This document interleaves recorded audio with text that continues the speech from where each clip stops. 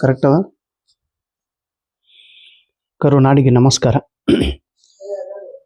ನಾನು ನಿಮ್ಮ ದಾನಯ್ಯ ಸರ್, ಊರು ತೊಳನೂರು, ತಾಲೂಕು ಅಕ್ಕಲಕೋಟೆ, ಜಿಲ್ಲೆ ಸೊಲ್ಲಾಪುರ. ಕೆಸೆಟ್ 2026, ಪತ್ರಿಕೆ 1, ಯೂನಿಟ್ 1, ಟೀಚಿಂಗ್ ಅಪ್ಟಿಟ್ಯೂಡ್. ಇದರಲ್ಲಿ 100 ಇಂಪಾರ್ಟೆಂಟ್ ಕನ್ಸೆಪ್ಟನ್ನು ನಿಮ್ಮ ಸಲುವಾಗಿ ತೆಗೆದುಕೊಂಡು ಬಂದಿದ್ದೇನೆ. ದಯವಿಟ್ಟು ಈ 100 ಕನ್ಸೆಪ್ಟನ್ನು ತಾವೆಲ್ಲರೂ ನೆನಪಿನಲ್ಲಿ ಇಟ್ಟುಕೊಳ್ಳಬೇಕು. ಇದು CTET ಎಕ್ಸಾಮ್ಗೆ ಕೂಡ ಅನುಕೂಲವಾಗುತ್ತದೆ. ಪೆಡಗಾಗಿ ಈ ಸೆಕ್ಷನ್ದೊಳಗೆ ಇದಕ್ಕೆ ಸಂಬಂಧಿಸಿರುವ ಪ್ರಶ್ನೆಗಳನ್ನು ಕೇಳುತ್ತಾರೆ. ಸೊ CTET ಓದುವ ವಿದ್ಯಾರ್ಥಿಗಳು ಕೂಡ ಈ ವಿಡಿಯೋದ ಕಡೆಗೆ ಗಮನ ಕೊಡಬೇಕು. ಮತ್ತು TET ಪರೀಕ್ಷೆ ಬರೆಯುವ ವಿದ್ಯಾರ್ಥಿಗಳು ಕೂಡ ಇದನ್ನು ಓದಬೇಕು, ನೋಡಿಕೊಳ್ಳಬೇಕು, ಅರ್ಥ ಮಾಡಿಕೊಳ್ಳಬೇಕು. ಟೀಚಿಂಗ್ ಅಪ್ಟಿಟ್ಯೂಡ್ದಲ್ಲಿ 7 ಕನ್ಸೆಪ್ಟನ್ನು ಹೇಳಿದ್ದೇನೆ. ಈಗ 8ನೇ ಕನ್ಸೆಪ್ಟನ್ನು ನೋಡೋಣ.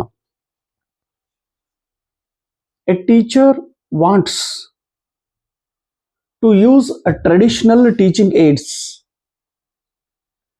ಶಿಕ್ಷಕರು ಪಾರಂಪರಿಕ ಪದ್ಧತಿಯ ಬೋಧನಾ ಸಾಹಿತ್ಯಗಳನ್ನು ಬಳಸುತ್ತಾರೆ. ಉದಾಹರಣೆಗಾಗಿ a white board with markers. ತುಂಬಾ ಟ್ರಿಕ್ಕಿ ಕ್ವಶನ್ ಇದೆ. ವೈಟ್ ಬೋರ್ಡ್ ಅಂದ ತಕ್ಷಣ ನಾವು ಡಿಜಿಟಲ್ ಬೋರ್ಡ್ ಅಂತ ತಿಳ್ಕೊಂಡು ಬಿಡ್ತೀವಿ. White board with markers is the best example of traditional teaching aids. Black board ಮತ್ತು ಚಾಕ್ ಪೀಸ್ ಇದು ಟ್ರೆಡಿಷನಲ್ಲೇ. ವೈಟ್ ಬೋರ್ಡ್ ಮತ್ತು ಮಾರ್ಕರ್ಸ್ ಇದು ಕೂಡ ಟ್ರೆಡಿಷನಲ್ಲೇ, ಇದು ಕೂಡ ಪಾರಂಪರಿಕ ಪದ್ಧತಿನೇ, ಇದು ಕೂಡ ಹಳೆಯ ಪದ್ಧತಿನೇ. ಆದರೆ ಸ್ಮಾರ್ಟ್ ಬೋರ್ಡ್ ಇದು digital board, smart board, ICT based board ಇವೆಲ್ಲ ಆಧುನಿಕ teaching aids, electronic aids. But ಇದು ಟ್ರೆಡಿಷನಲ್ ಟೀಚಿಂಗ್ ಏಡ್ಸ್ ದಲ್ಲಿ ಬರುತ್ತದೆ. ಪ್ಲೀಸ್ ನೆನ್ಪಿಡ್ರಿ. The main advantage of using computer based test. Computer based test, CBT ಪರೀಕ್ಷೆ, ಕಂಪ್ಯೂಟರ್ ಆಧಾರಿತ ಪರೀಕ್ಷೆಯ ತೆಗೆದುಕೊಳ್ಳುವುದರಿಂದ ಏನು ಲಾಭವಾಗುತ್ತದೆ, ಏನು ಬೆನಿಫಿಟ್ ಆಗುತ್ತದೆ, ಏನು ಅಡ್ವಾಂಟೇಜ್ ಆಗುತ್ತದೆ? It allows for immediate scoring and feedback. ವಿದ್ಯಾರ್ಥಿಗಳು ಬರೆದ ಪರೀಕ್ಷೆಯ ಫಲಿತಾಂಶ ಶೀಘ್ರದಲ್ಲಿ ಪ್ರಕಟ ಮಾಡಲು ಬರುತ್ತದೆ. ವಿದ್ಯಾರ್ಥಿಗಳು ಎಷ್ಟು ಅಂಕಗಳನ್ನು ಪಡೆದಿದ್ದಾರೆ ಎಂಬುದನ್ನು ನೋಡಲು ಬರುತ್ತದೆ ಮತ್ತು ವಿದ್ಯಾರ್ಥಿಗಳ ಫೀಡ್ಬ್ಯಾಕ್ ಕೂಡ ವೇಗವಾಗಿ ತಿಳಿದುಕೊಳ್ಳಲು ಬರುತ್ತದೆ. The characteristic of an adolescent learner. ನೋಡಿ, ಅಡಲ್ಟ್ ಲರ್ನರ್ ಬೇರೆ, ಅಡೋಲ್ಸೆಂಟ್ ಲರ್ನರ್ ಬೇರೆ. ಪ್ರೌಢ ವಿದ್ಯಾರ್ಥಿ, ಇವರು ಕಿಶೋರ್ ವಿದ್ಯಾರ್ಥಿ. ಕಿಶೋರ್ ವಿದ್ಯಾರ್ಥಿ ಅಂದ್ರೆ ಈಗ ನಮ್ಮ ಸಮರ್ಥದ ನೋಡ್ರಿ, ಅಡೋಲ್ಸೆಂಟ್. ಅಡಲ್ಟ್ 18 ವರ್ಷದ ನಂತರ.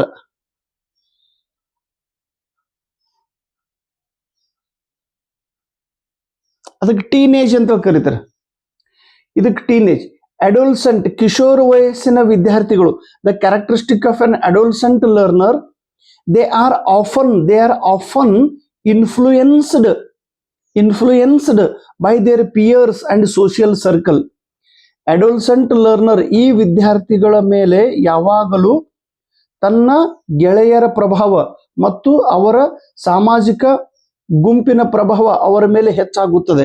ಅವರು ಯಾರ ಜೊತೆಗೆ ಗೆಳೆತನ ಮಾಡುತ್ತಾರೆ ಅಂತ ಗೆಳೆಯರ ಪ್ರಭಾವ ಈ ವಿದ್ಯಾರ್ಥಿಗಳ ಮೇಲೆ ಹೆಚ್ಚು ಆಗುತ್ತವೆ. ಈಗ 9th 10th PUC first year second year ವಿದ್ಯಾರ್ಥಿಗಳೆಲ್ಲ ಅಡೋಲ್ಸೆಂಟ್ ಲರ್ನರ್. ಇವರು ಬಹಳ ಅಗಾವ್ ಇರ್ತಾರೆ. ಇವರು ಅಡೋಲ್ಸೆಂಟ್ ಲರ್ನರ್. ಇವ್ರು ಯಾರ ಮಾತನ್ನು ಕೇಳಂಗಿಲ್ರಿ, ಗೆಳೆಯರ ಮಾತು ಕೇಳ್ತಿರ್ತಾರೆ, ಅವ್ವಪ್ಪನ ಮಾತು ಕೇಳಂಗಿಲ್ಲ ಇವರು ಅಡೋಲ್ಸೆಂಟ್ ಲರ್ನರ್. ಇನ್ನು the primary purpose of MOOC, massive open online courses. ನೆನ್ಪಿಡ್ರಿ ಇದ್ರ full form MOOC, massive open online courses, ಇದರ ಪ್ರಾಥಮಿಕ ಉದ್ದೇಶ ಏನು? ಎದರ ಸಲುವಾಗಿ ಮೂಕನ್ನು ನಾವು ಉಪಯೋಗಿಸುತ್ತೇವೆ? ಟು ಪ್ರೊವೈಡ್ ಫ್ರೀ, ಪುಕ್ಕಟಿಯಾಗೆ ಇದು ಉಪಲಬ್ಧವಿದೆ. ಹೈ ಕ್ವಾಲಿಟಿ, ಉತ್ತಮ ಗುಣಮಟ್ಟದ ಕಂಟೆಂಟ್ ಇದರಲ್ಲಿ ಇರುತ್ತದೆ. Education to large number of learners world wide, ಜಗತ್ತಿನ ತುಂಬ ಇರುವಂಥ ವಿದ್ಯಾರ್ಥಿಗಳು ಯಾರು ಕಲಿಯುವುದರಲ್ಲಿ ಆಸಕ್ತಿ ಹೊಂದಿದ್ದಾರೋ ಅಂಥ ವಿದ್ಯಾರ್ಥಿಗಳಿಗೆ ಫ್ರೀಯಾಗಿ, ಪುಕ್ಕಟೆಯಾಗಿ ಉತ್ತಮ ಗುಣಮಟ್ಟದ ಶಿಕ್ಷಣ ಇದರಲ್ಲಿ ದೊರೆಯುತ್ತದೆ. ರಿಫ್ಲೆಕ್ಟಿವ್ ಲೆವೆಲ್ ಆಫ್ ಟೀಚಿಂಗ್, ಬೋಧನೆಯಲ್ಲಿ ವಿಶೇಷವಾಗಿ 3 ಪ್ರಕಾರಗಳು: memory level, understanding level, reflective level. Memory level ಇದು ಸಾದಾ ಫಸ್ಟ್ ಸ್ಟೆಪ್. ಶಿಕ್ಷಕರು ಕಲಿಸುತ್ತಾರೆ, ವಿದ್ಯಾರ್ಥಿಗಳು ಕೇವಲ ಅದನ್ನು ನೆನಪಿನಲ್ಲಿ ಇಟ್ಟುಕೊಳ್ಳುತ್ತಾರೆ, ಅರ್ಥ ಮಾಡಿಕೊಳ್ಳುವುದಿಲ್ಲ. ಅಂಡರ್ಸ್ಟ್ಯಾಂಡಿಂಗ್ ಲೆವೆಲ್ ಆಫ್ ಟೀಚಿಂಗ್, ಶಿಕ್ಷಕರು ಕಲಿಸುತ್ತಾರೆ, ವಿದ್ಯಾರ್ಥಿಗಳು ಅದನ್ನು ತಿಳಿದುಕೊಳ್ಳುತ್ತಾರೆ, ಕೇವಲ ತಿಳಿದುಕೊಳ್ಳುತ್ತಾರೆ, ಅದರ ಉಪಯೋಗ ಮಾಡಲು ಬರುವುದಿಲ್ಲ. ರಿಫ್ಲೆಕ್ಟಿವ್ ಲೆವೆಲ್ ಒಳಗೆ ಶಿಕ್ಷಕರು ವಿದ್ಯಾರ್ಥಿಗಳಿಗೆ ಬೋಧನೆ ಮಾಡುತ್ತಾರೆ, ಕಲಿಸುತ್ತಾರೆ, ವಿದ್ಯಾರ್ಥಿಗಳು ಅದನ್ನು ಕೇಳುತ್ತಾರೆ, ಅದನ್ನು ಅರ್ಥ ಮಾಡಿಕೊಳ್ಳುತ್ತಾರೆ ಮತ್ತು ಆ ಕನ್ಸೆಪ್ಟ್ ಅನ್ನ ತಮ್ಮ ಜೀವನದಲ್ಲಿ ಉಪಯೋಗ ಮಾಡಿಕೊಳ್ಳುತ್ತಾರೆ. ಇಂಥ ಬೋಧನೆಯ ಪದ್ಧತಿಗೆ ರಿಫ್ಲೆಕ್ಟಿವ್ ಲೆವೆಲ್ ಆಫ್ ಟೀಚಿಂಗ್ ಎಂದು ಕರೆಯುತ್ತೇವೆ. ಇನ್ನು ರಿಫ್ಲೆಕ್ಟಿವ್ ಲೆವೆಲ್ ಒಳಗೆ ಏನ್ ಬರ್ತೈತಿ ನೋಡ್ರಿ, a teacher designs a lesson plan. ಶಿಕ್ಷಕರು ಒಂದು ಲೆಸನ್ ಪ್ಲಾನ್ ಅನ್ನ ರಚನೆ ಮಾಡುತ್ತಾರೆ. ಎಂತ lesson plan? That encourages students to use their prior knowledge. ಒಂದು ಲೆಸನ್ ಪ್ಲಾನ್, ಪಾಠವನ್ನ ಹೇಗೆ ಕಲಿಸಬೇಕು ಅನ್ನುವ ಒಂದು ಯೋಜನೆ ಮಾಡುತ್ತಾರೆ. ಆ ಯೋಜನೆ ಹೇಗಿರ್ತೈತಿ? ದಟ್ ಎನ್ಕರೇಜ್ ಸ್ಟೂಡೆಂಟ್ಸ್, ವಿದ್ಯಾರ್ಥಿಗಳನ್ನ ಅದು ಪ್ರೋತ್ಸಾಹಿಸುತ್ತದೆ. ಎದರ ಸಲುವಾಗಿ? To use their prior knowledge, ವಿದ್ಯಾರ್ಥಿಗಳ ಹತ್ತಿರ ಇರುವಂತ ನಾಲೆಜ್, ವಿದ್ಯಾರ್ಥಿ ಹತ್ತಿರ ಇರುವಂತ ಮೊದಲಿಗೆ ಇರುವಂತ ಜ್ಞಾನ. ವಿದ್ಯಾರ್ಥಿ ಹತ್ರ ಸ್ವಲ್ಪ ಬೇಸಿಕ್ ನಾಲೆಜ್ ಇದ್ದೇ ಇರ್ತೈತ್ರಿ. ವಿದ್ಯಾರ್ಥಿಗಳ ಜ್ಞಾನದ ಆಧಾರದ ಮೇಲೆ ನೋಡ್ರಿ, ಯೂಸ್ ದೇರ್ ಪ್ರಿಯರ್ ನಾಲೆಜ್, ವಿದ್ಯಾರ್ಥಿ ಹತ್ರ ಇರುವಂತ ಜ್ಞಾನವನ್ನು ಉಪಯೋಗಿಸಿ, ಮತ್ತು personal experience to learn a new concept, ಹೊಸ ಕನ್ಸೆಪ್ಟ್ ಅನ್ನ, ಹೊಸ ಸಂಕಲ್ಪನೆಯನ್ನ ತಿಳಿದುಕೊಳ್ಳುವ ಸಲುವಾಗಿ ವಿದ್ಯಾರ್ಥಿಗಳು ತಮ್ಮ ಜೀವನದ ಅನುಭವಗಳನ್ನು ಬಳಸಿಕೊಳ್ಳಬೇಕು ಮತ್ತು ಅವ್ರ ಹತ್ರ ಇರುವ ಮೊದಲಿಗೆ ಇರುವ ಜ್ಞಾನವನ್ನು ಬಳಕೆ ಮಾಡಿಕೊಂಡು ಹೊಸ ಕನ್ಸೆಪ್ಟ್ ಅನ್ನ ತಿಳಿದುಕೊಳ್ಳಬೇಕು. ಈ ರೀತಿಯಾಗಿ ಶಿಕ್ಷಕರು ಆ ವಿದ್ಯಾರ್ಥಿಗಳಿಗೆ ಸಹಾಯ ಮಾಡುತ್ತಿರಬೇಕು. ಯಾವುದ್ರ ಮೂಲಕ? ಲೆಸನ್ ಪ್ಲಾನ್ ಮೂಲಕ. ದಿಸ್ ಅಪ್ರೋಚ್ ಈಸ್ ಅಲೈನ್ಡ್, ಈ ಅಪ್ರೋಚ್ ಎದ್ರ ಜೊತೆಗೆ ಕೂಡಿಕೊಂಡಿದೆ? With reflective level of teaching. ಇನ್ನು 13ನೇ concept, a teacher uses a varieties of charts, diagrams and models to explain complex concept. ಶಿಕ್ಷಕರು ಸಂಯುಕ್ತ ಕನ್ಸೆಪ್ಟ್ ಅನ್ನ ಕಳಿಸುವ ಸಲುವಾಗಿ ಸ್ವಲ್ಪ ಕಠಿಣವಾದ ಸಂಕಲ್ಪನೆಯನ್ನ, ಪಾಠವನ್ನ, ಉದಾಹರಣೆಯನ್ನ, ಮಾಹಿತಿಯನ್ನ ವಿದ್ಯಾರ್ಥಿಗಳಿಗೆ ಕಲಿಸುವ ಸಲುವಾಗಿ, ಈಸಿ ಕನ್ಸೆಪ್ಟ್ ಬೇರೆ, ಒಂದೇ ಸಲ ಹೇಳಿದ ತಕ್ಷಣ ನಿಮಗೆ ತಿಳಿಯುತ್ತದೆ. ಒಮ್ಮೊಮ್ಮ ಕ್ಲಿಷ್ಟ ಇರ್ತದೆ, ನಾವು ಎಷ್ಟು ಹೇಳಿದ್ರು ನಿಮ್ಗೆ ವಿದ್ಯಾರ್ಥಿಗಳಿಗೆ ಅರ್ಥ ಆಗುವುದಿಲ್ಲ. ಅಂತ ಸಂದರ್ಭದಲ್ಲಿ ಶಿಕ್ಷಕರು ವಿವಿಧ ಪ್ರಕಾರದ ಚಾರ್ಟ್ಸ್, ಚಿತ್ರಗಳನ್ನ, ಡಯಾಗ್ರಾಮ್ಗಳನ್ನ, ಪೋಸ್ಟರ್ಸ್ಗಳನ್ನ, ಚಾರ್ಟ್ಸ್ಗಳನ್ನ ಬಳಕೆ ಮಾಡಿ ಆ ಕಾಂಪ್ಲೆಕ್ಸ್ ಕನ್ಸೆಪ್ಟ್ ಅನ್ನ ವಿದ್ಯಾರ್ಥಿಗಳಿಗೆ ತಿಳಿಯುವ ಹಾಗೆ ಬಳಸುತ್ತಾರೆ. ಮಾಡೆಲ್ಸ್ಗಳನ್ನು ಉಪಯೋಗ ಮಾಡುತ್ತಾರೆ. This is an example of traditional teaching support system. ನೋಡಿ, ಚಾರ್ಟ್ಸ್, ಡಯಾಗ್ರಾಮ್ಸ್, ಮಾಡೆಲ್ಸ್ ಇವು ಎಲ್ಲ ಪಾರಂಪರಿಕ ಬೋಧನೆಗೆ ಸಹಾಯ ಮಾಡುವಂತ ಘಟಕಗಳು ಇವೆಲ್ಲ. ಇದ್ರೊಳಗೆ ಯಾವುದೇ ಇಲೆಕ್ಟ್ರಾನಿಕ್ ಡಿಜಿಟಲ್ ವಸ್ತುಗಳು ಇಲ್ಲ ನೋಡ್ರಿ.